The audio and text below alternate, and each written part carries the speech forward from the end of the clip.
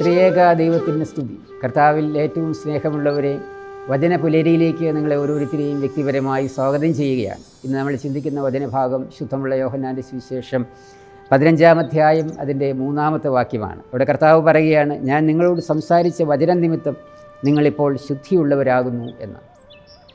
കർത്താവ് പറയുകയാണ്, അവിടുന്ന് സംസാരിച്ച വചനം നിമിത്തം നിങ്ങൾ ശുദ്ധിയുള്ളവരായിരിക്കുന്നുവെന്ന്.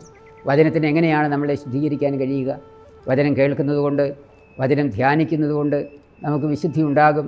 എന്നാൽ അധികമായിട്ട് നമ്മൾ മനസ്സിലാക്കുക, ആ വചനം നമ്മിൽ മാംസം ധരിക്കുമ്പോഴാണ് വിശുദ്ധി നമ്മിൽ പൂർണ്ണമാകുന്നത്.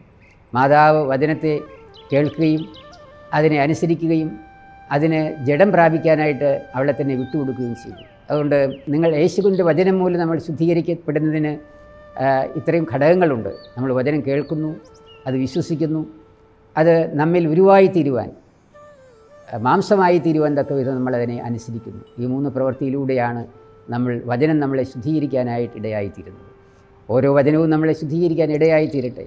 അത് കേൾക്കുകയും വിശ്വസിക്കുകയും മാത്രമല്ല, അത് അനുവർത്തിക്കുവാനുള്ള കൃപയ്ക്ക് വേണ്ടിയും നമുക്ക് യാചിക്കാം, പ്രാർത്ഥിക്കാം.